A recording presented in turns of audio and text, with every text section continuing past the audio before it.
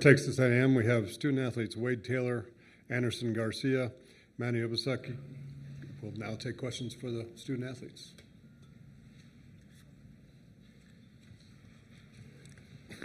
Andy, this one's for you. Michigan's got two really tall guys. You guys have played your fair share of tall players this season. How do you feel like you guys have fared against the taller guys y'all have gone against, and what have you seen from this duo, particularly for Michigan? I mean, I feel like we have a good plan, coming for like this game, and we just gotta follow whatever the coach are telling us to do, and I feel like we're gonna do a good job playing against those talented players.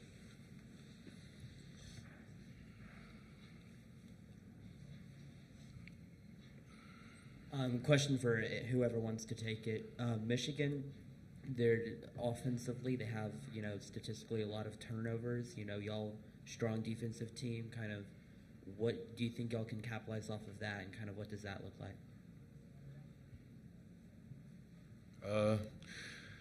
I think talking from a defensive standpoint, Dev's done a really good job with kind of like what we plan on doing.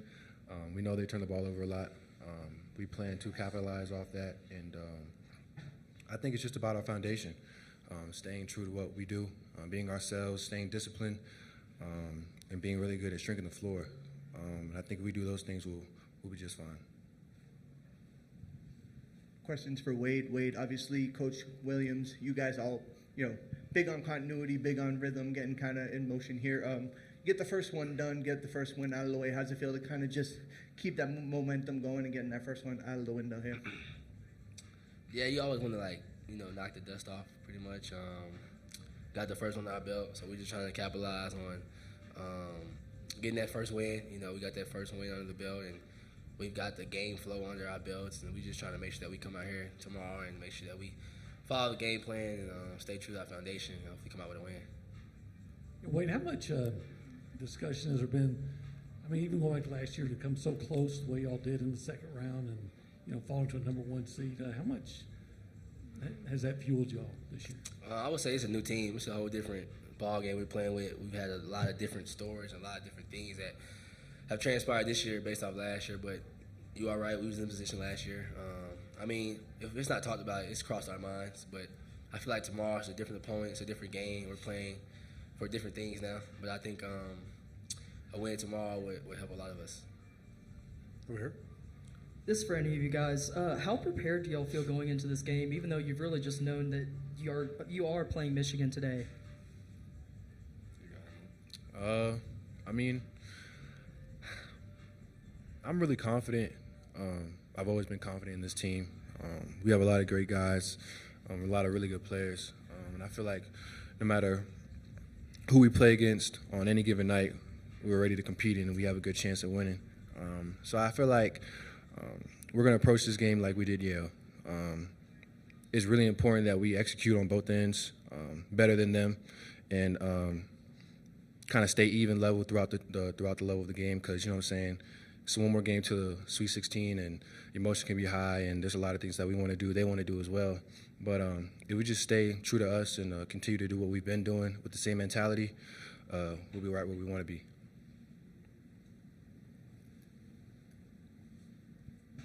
Wade, you guys have quite a few common opponents this season. Even though it's been a short amount of time that y'all have had already just to prepare for Michigan specifically, have y'all looked at the common teams that y'all have played this season so far? Or? What you mean by that?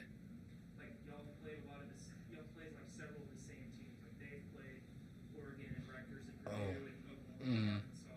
Like when y'all looked at maybe some film, have y'all watched those games since y'all have played the same teams? Oh yeah, I think our coaching staff does a little bit of that. They have a pretty good plan that we plan on executing. Yeah, we play a couple of opponents the same as they have, but gonna try to take bits and pieces of what we think can help us to be successful, to make sure that we kind of give them a rough day. Other questions? Over here. Wade, for all that you've accomplished individually, I'm curious, what continues to motivate you as you look to extend your career? I would say these guys I'm sitting with up here. We've been through a lot, man. The team that It's established right now. The coaching staff, we haven't had any changes, man. The coach has been the same. We have a lot of the same players, and we've been through a lot. We've been through the ups, the bad, the ups, the downs, the good, the bad, the ugly. We've heard it all. We've been underdogs. We've been supposedly pretty good. So we're just trying to continue to be the best we can be. I'm thankful to be a part of this team, and we have some special things that I feel like we still have a couple of things to do.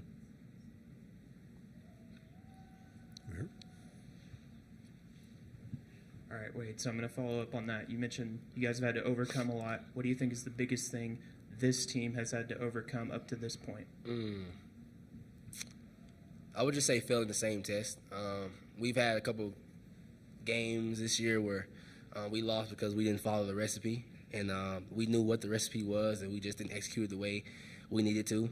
So I think that's probably the biggest thing, man, just sticking to our foundation, doing the things that we know translates to winning. Because when we know and we have evidence that when we do those things that we come out victorious. Question for Manny. We had talked to Zarek in the locker room yesterday. Typically, he started for most of the year, came off the bench yesterday. Can you talk about the depth? You guys played 10 deep, and just how much talent you guys, whether it's starting, coming off the bench, and how you guys stay fresh and kind of benefit from that? Well, first things off, Zarek is an all-conference player. And he's done a tremendous job of leading this team along with Wade throughout this whole year. I'm super happy for him. I'm happy that he's a part of this team. I'm glad that we got him. And he's a really good friend of mine as well. So it's been a joy watching him play. And, that goes to show you how talented we are as players. First, the work that we put in each and every single day when nobody's watching, when people are watching. And also the type of people we are. You know what I'm saying? Like, Zurich could start and play X amount of minutes, and I'm going to be happy for him no matter what the outcome is, and he can do the same for me. Same with Wade, same with Andy. Henry's a really good player. I think he's the all-time leading offensive rebounder in school history. So, that goes to show you. And then Payne just had a career night last night, you know what I'm saying? And you just never know who's going to come out and show out and do their thing. And that's what makes it so dangerous. Anything else? Okay, we'll dismiss the athletes at this time. Thank you, man.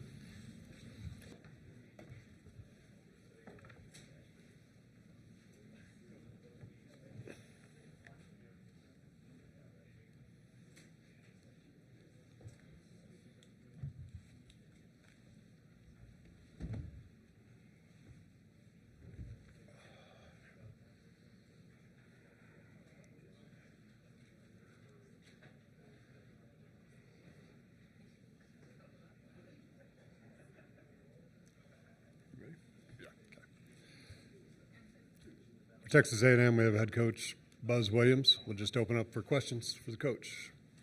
Right here. Yeah. Hey there, Buzz. No, it's clearly a quick turnaround, but initial thoughts on Michigan, some of the matchup problems that you guys may present for them, they may present for you. Yeah, we've enjoyed studying them. Most of us stayed to watch the game, and then when we all got back to the hotel, I didn't realize that we had played 6 common opponents. And so we kind of split some of that up just to kind of have some context on which would be the right way to begin to digest some of it. They've only played one team that plays our style defensively, so we've probably spent some more time on that since early this morning. I think the information we gave our team thus far today before practice was right. We'll get together again this evening. I've really enjoyed watching them play. I didn't realize they played as fast as they do.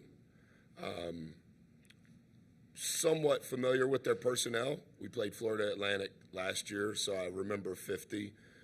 We played Auburn last year, so I remember 3. And then in studying Yale, I remember number 1. Obviously, he was in a different uniform, as were the other 2. And then number 11, we played Ohio State last year. So there was a little bit of commonality in opponent. And then specific to their personnel, a lot of our returning players kind of knew bits and pieces of some of their stuff. Obviously, Coach is a genius, He's had an unbelievable start to what will end up being a Hall of Fame career. He represents all that's right about college athletics. And so the notoriety he's deserving of, I think a lot of it comes from what they do offensively, and just from studying him prior to Florida Atlantic and then listening to all the podcasts that he does and things of that nature, you can tell there's a lot of uniqueness in how they play. There's some FIBA, there's some European sort of stuff, and then in how he has comprised his first roster at Michigan, you can see the influence of how he would like to play, and obviously I think they've done a great job thus far. Over here. Coach, you touched on it a little, but I did want to ask, playing for the Atlantic last year, is there anything from that matchup you're taking away? Anything from, having coached against Coach May last year and, on that front? Yeah, Ian, I haven't finished that to be able to answer it conclusively. Every team we play, I have a notebook on with all of the things that we do and prep. So I have that notebook in the hotel. I don't know how much of it will translate. I remember the game. Boots. I went to the hospital with Boots immediately after the game. Obviously, Henry got hurt, didn't play the next day. So I remember the game. Obviously, there's players on that team that are in the SEC. So I remember parts of it. I can't say, Ian, if what they did at Florida Atlantic is what they're doing now. Obviously, 50 was there. I do think that how they utilize 50 is the same, but I don't know that it's their exact style on either end. I'll be able to know a little bit tomorrow. I kind of have saved that for this evening to see how much it correlates. Right here. Hey, Buzz. Jace was pretty open last night about some of the criticism that he has faced this season. I'm just curious how you've seen him persevere this year and, the way he's been able to move forward to then have a game like he did last night. Yeah, it's been a topic that has been more prevalent than ever in my career. I didn't know he said it. But I have spent more time with our players on the reaction of others than I ever have. And I think that that's probably what comes with this now. The opinion of others seems to influence so much of decision making. And similar to what I said yesterday, Alex, I want to make sure that what I do behind closed doors matters for their life, and I want to make sure that what I do publicly is also appropriate, but not turn into an emotional diatribe. And so I've tried to handle that right with Jace's dad, Jace's mom, but just so that you don't think that it's Jace, that conversation has happened with multiple players within our organization multiple times. And similar to the question from Eric from 2 days ago, I think that's part of the skill set required now. That's why I've kind of quit social media, just because of the things that were coming towards me. It's just dangerous. But I think when you're 22 and you've grown up with a screen, you can't tell them don't look. But you have to try to find ways to educate them on how to handle it. I think the thing that bothers our group and all groups is when it's coming from what they think are on the inside. I think that's where their heart posture changes. Like, I thought they were cheering for us. And I've had 2 conversations about it today on what happened last night. And I think because we've tried to handle it in a very open way, our guys feel comfortable talking to me about it. And I just transparently, in the conversation, I try to discern what I believe is right if my children were saying it to me, because it's just part of it. Right here in the middle. Buzz, I imagine you're not always saying the opposing coach is a future Hall of Famer. What makes you, if you could explain a little bit more? Well, I love studying coaches, not just basketball coaches, any coaches. I think last night was Coach's 5th NCAA tournament win. Obviously won 4 at Florida Atlantic, and his 5th one was last night. I'm familiar with his time at Louisiana Tech as an assistant with Coach Wyatt, obviously an assistant for Coach White at Florida. So I just love coaches. And I think at his age, for him to have a brand premier job like Michigan, I think it sets you up, particularly in the industry the way that it is now, to have that level of job at that age with those level of resources. And I also think that he has the skill set and the appropriate demeanor to be able to handle all of the ever-changing things that the industry has brought. And he's young enough in his career and has the energy on those things he can't control. But I also think that from a tactical standpoint, his style of play is so unique that they'll be able to create a roster on an annual basis that'll be able to play in a way that, just like he had this year, success, 14-6 in the Big Ten, it's really, really good. And I don't use those words flippantly. Over here. Buzz, I'm curious, on or off the court, what's been your favorite thing about having a guy like Wade in the program for the last 4 years? First of all, I would say that he's been in the program for 4 years. And I've said this to our local group a lot. I think what has happened with our group, I understand the numbers behind it. What's happened with our group, I don't know that it'll happen anymore. To have such a large contingent of experience returning year after year after year. And I think the relationship depth with his father, with his mother, with both aunts, with both grandmothers, with his sister, a part of that is just from the tenure that we've been together, not necessarily from his success. And I just don't, Henry, Andy, H. I think tomorrow H will have played in more games than any player in the history of Texas A&M. And so when you look at historically, individually, what many of our guys have done, Henry's the all-time offensive rebound leader. H has played in more games. 4's broken nearly every record that has to do with scoring, including being the leading scorer in school history and in SEC tournament history. That we're playing in our.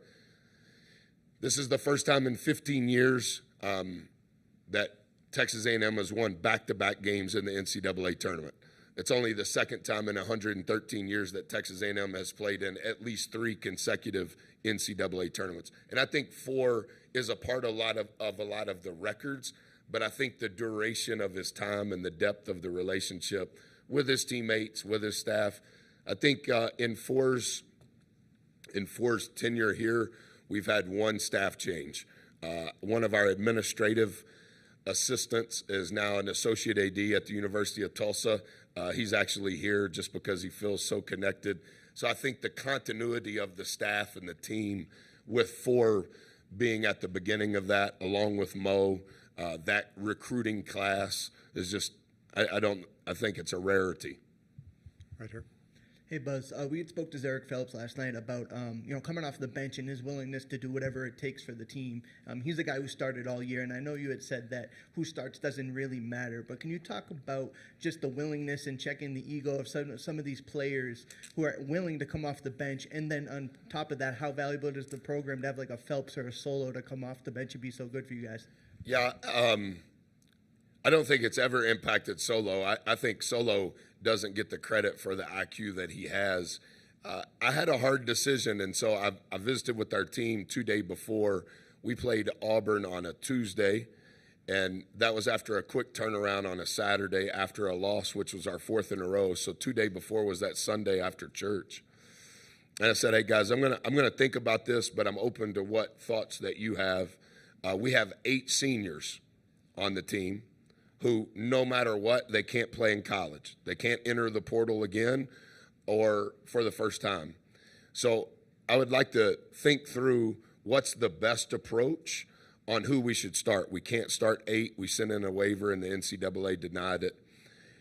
And so we decided that the 5 players that would start would be the 5 players that had the most experience with us. And so Zoo did absolutely nothing wrong. He started every game other than UCF. Obviously, he didn't play that game. Then we beat Auburn. That was the first time in school history we'd ever beat a number one team. Not everybody is superstitious within the program, but we have some level of that. And then we won at LSU, starting that same group. So the superstition increased. So we just stuck with it. So Zoo's done nothing wrong. Gochi started a lot of games. Solo has started a lot of games. Jace has started a lot of games. H has started a lot of games. So that's kind of how it happened. But we were very open. I never said it to you guys just because starters really don't matter. We're going to play 10 guys, double-figure minutes. They all know that. And so I think the acceptance specifically to Zoo was he didn't have a problem. He wanted to honor those guys as well. Back there. Buzz, on a related note, 10 players who average more than 10 minutes a game. I'm curious how much of an advantage you feel like that is with a quick turnaround at elevation. Maybe. I think this will be Michigan's 5th game in 9 days. This will be our 2nd game in 9 days. Does that play a part? I don't know. Is elevation, once you've been somewhere 72 hours of altitude, does that still affect the oxygen to your blood from a scientific standpoint? I'm not sure. This is what I think. I think some of the elements that you could potentially apply in regular season, I think some of that goes away. Everybody understands when you get to this point that if you don't win, it's over. And I think that the resiliency and the resolve, that's why it's March Madness. And so I do think we've tried to have a roster as our tenure at A&M has unfolded after the pandemic. Rebounding has changed for us. It's created a niche for us. And we've also tried to figure out there's multiple teams in the SEC that are going to play 8 guys that don't have 13 guys on scholarship.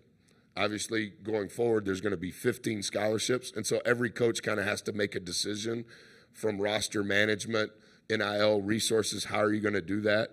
And we've just kind of felt like if we could ever get to the point where we could play more than 8, it potentially could help us handle injuries. We've had some injury problems. We had problems last year. Our starting center, who was maybe the 3rd or 4th best post player in the SEC, was suspended and never played as a senior.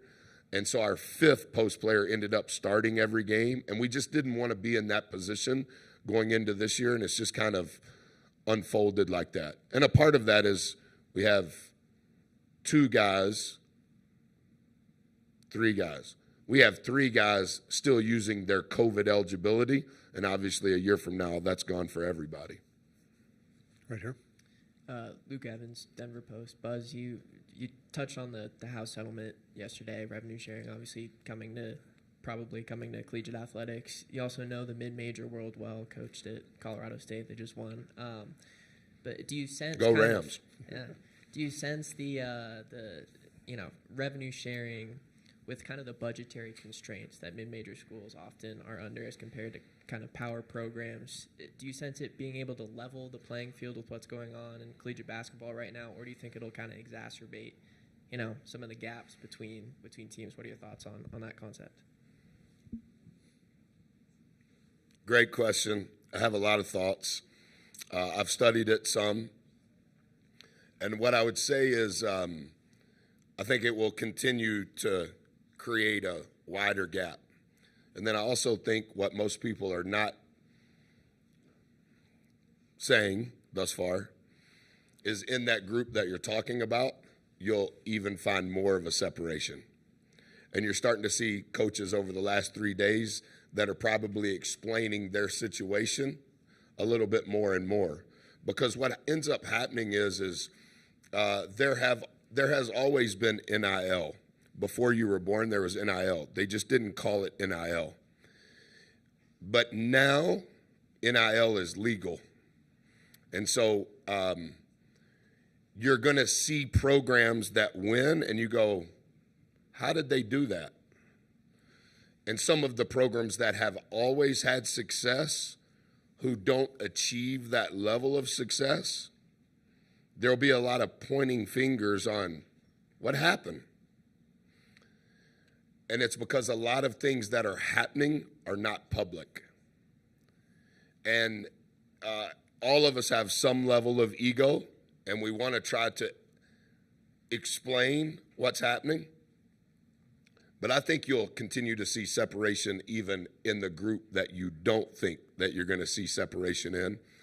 And I'm not sure where the leaders in all of this are going to decide, but I don't know that what we think this is about to be, I'm not sure that that's what it's going to be even 5 years from now. I think it's going to continue to separate. That's based only on what I know, and that's just the opinion of the smart people that I listen to.